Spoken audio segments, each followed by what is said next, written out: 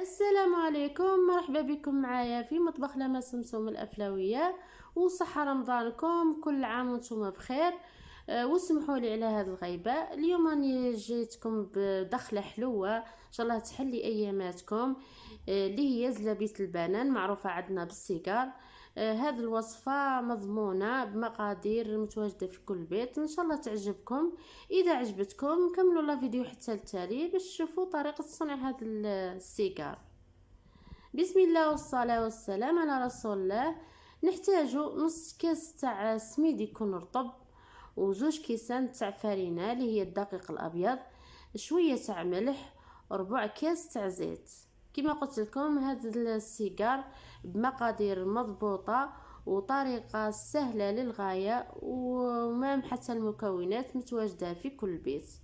اول حاجه نديروها نحطوا هذاك السميد تاعنا. السميد لازم يكون رطب.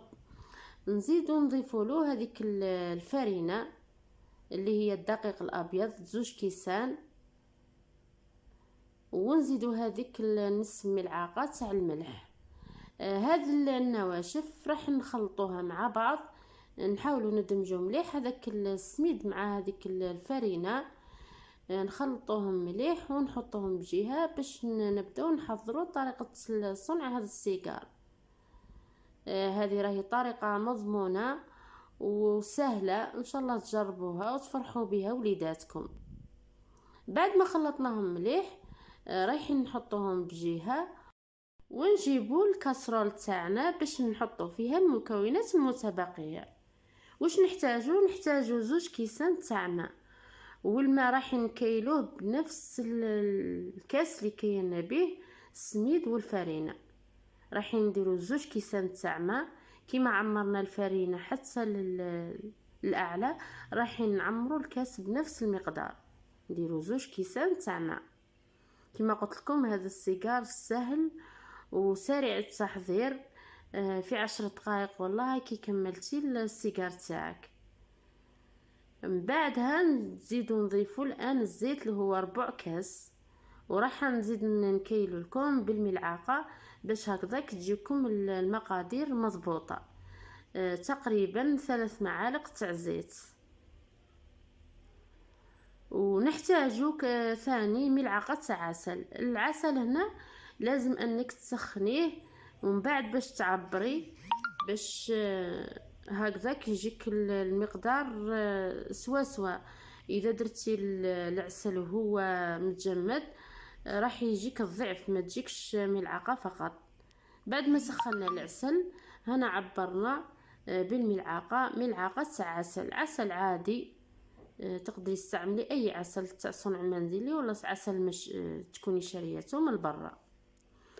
نخلطوا هذه المقادير مع بعض. من بعد راح نحطوها فوق النار كي يغلي الماء مليح مليح ننزعوه. وهاوليك الماء تاعنا بعد ما غلى راح نحطوه ونديروا فيه دفعه واحده هذاك الخليط اللي رانا حطيناه بجهه تاع الفرينه والسميد والملح. راح نبدا نخلط بهذا الشكل بهذه الطريقه حتى نتحصل على عجينه.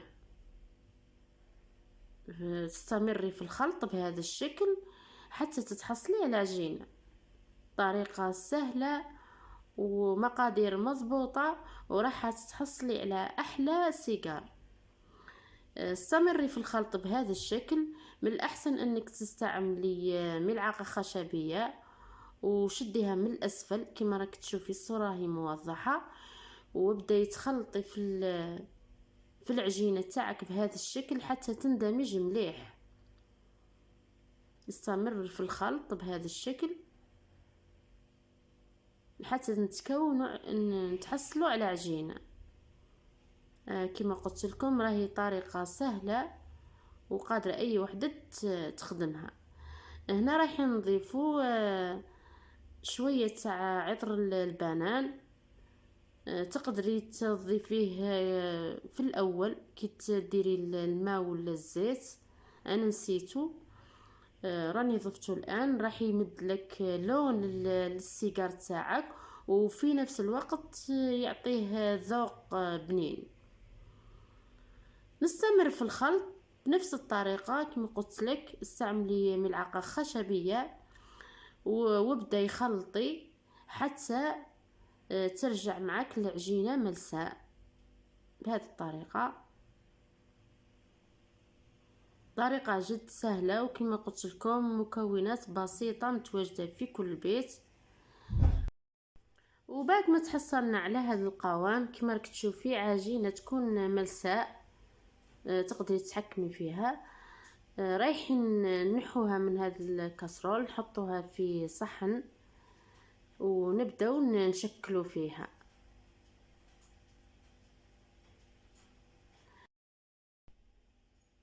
هذه هي العجينة اللي تحصلنا عليها.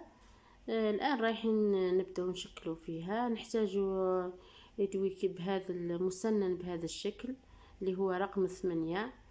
نديرو في هذا لابوش. ما حبيتش نحلكم هذا المقطع، انا استعملت هذا لابوش جوتابل، ولكن بعد ما استعملتها بالخف تقطعت لي وما كملتش بها، وكملت فقط باليد. ما حبيتش نحل المقطع. تقدري تخدمي فقط باليد، ولا اذا عندك بوش تاع سيليكون تقدري تستعمليه باللابوش تاع السيليكون. والتشكيل تاعو سهل للغايه كما راك تشوفي.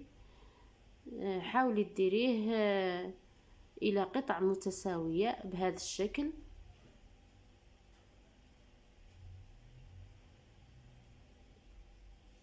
نزيدو نخدمو مع بعض حبه اخرى. والان راح نكمل التشكيل تاعهم. انا كما قلت لكم راهي تقطعت لي لابوش كما راكم تشوفوا، تقطعت لي.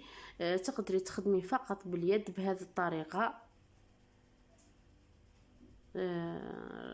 راهي تجيك سهله، وتقدري تكملي فقط بهذه الطريقه. واذا حبيتي ديريه في لابوش سيليكون هذا اختيار كما تحبي. بعد ما نكملوا التشكيل تاعو نحاولوا ان نسووا في الاخير الحبه بهذا الشكل. وهذه هي الكميه اللي تحصلت عليها من هذه العجينه. بعد ما كملت التشكيل تاعها راح نخليها واحد 10 دقائق من بعد باش نبداو نطيبوا فيه. بعد ما جازت 10 دقائق رانا حطينا الزيت تاعنا. نديرو كتجربه اذا نشوفوا اذا سخن ولا والو. من الاحسن انك تستعملي حاجه غامقه باش هكذاك الزيت يطفو على الحبه تاع السيجار تاعك.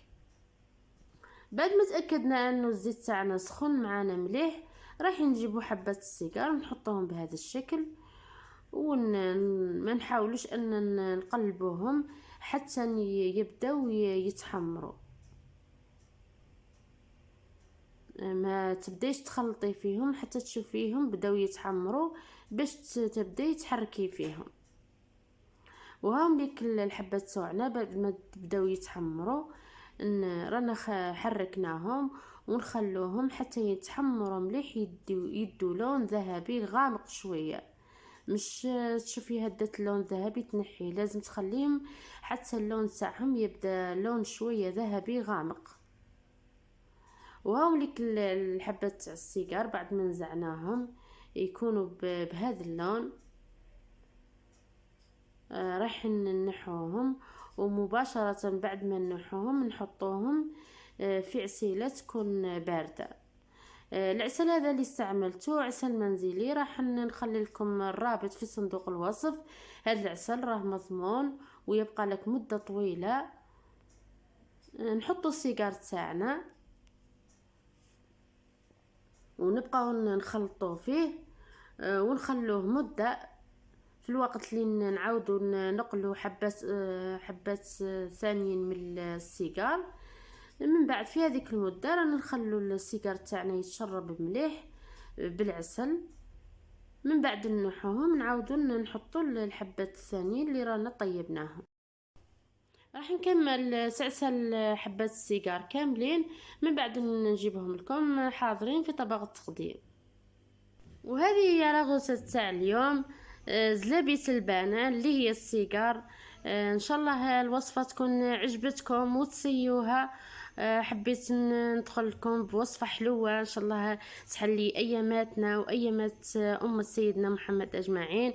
وفي الاخير شو حنقول لكم؟ صحة رمضانكم وصحة فطوركم، ومع السلامة في وصفة قادمة ان شاء الله.